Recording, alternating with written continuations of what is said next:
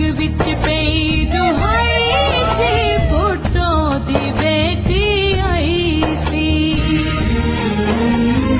21 جون 1953 کو کراچی میں آنکھ کھولنے والی بے نظیر بھٹو شہید جمہوریت ذوالفقار علی بھٹو اور مادر جمہوریت نصرت بھٹو کی بیٹی تھیں، جن کی سیاسی تربیت کا آغاز بچپن سے ہوا۔ پاپا کی پنکی بے نظیر بھٹو اہم غیر ملکی دوروں پر اپنے والد کے ہمراہ نظر آتی۔ اسی تربیت کا نتیجہ تھا کہ 4 اپریل کو جب ذوالفقار علی بھٹو کو تختہ دار پر لٹکایا گیا تو بے نظیر نے نہ صرف خاندان کو سہارا دیا بلکہ صرف 25 سال کی کم عمری میں ہی ملک کی سب سے بڑی سیاسی جماعت کی قیادت بھی سنبھالی۔ بھٹو دی بیٹی آئی سی۔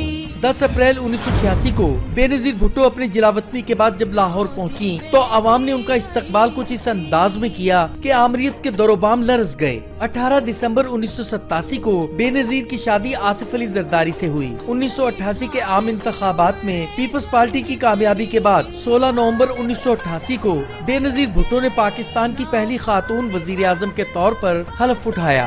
1990 کے انتخابات میں پیپلز پارٹی کو شکست ہوئی اور بے نظیر بھٹو کو قومی اسمبلی میں قائد حزب اختلاف چنا گیا۔ اکتوبر 1993 کے الیکشن میں پیپلز پارٹی نے ایک بار پھر کامیابی حاصل کی اور بے نظیر بھٹو دوسری بار ملک کی وزیر اعظم بن گئی۔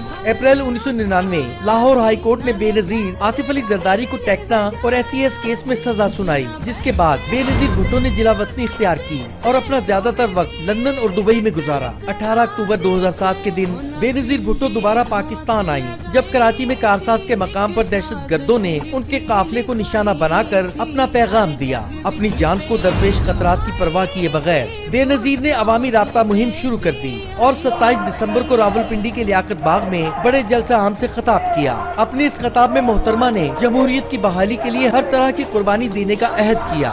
یہ جلسہ ختم ہوا، بے نظیر نے عوام کو خدا حافظ کہا اور واپسی کی راہ لی۔ اسی دوران نعرے لگاتے عوام کے ہجوم نے ان کی گاڑی کو گھیر لیا۔ عوامی محبت کا جواب دینے جب بے نظیر نے خطرات کی پرواہ کیے بغیر گاڑی کے سن روف سے سر باہر نکالا تو یہی وہ موقع تھا جسے قاتل نے بالکل بھی ضائع نہیں کیا۔ پہلے پستول کے فائر کیے اور بعد میں زوردار دھماکہ کر دیا۔ بے نظیر کو زخمی حالت میں راولپنڈی کے سینٹرل ہسپتال لے جایا گیا، لیکن وہ جاں نہ ہو سکی۔ عوام کی محبوب قائد کی شہادت کا اعلان ہوا تو پورا ملک سوگ میں ڈوب گیا۔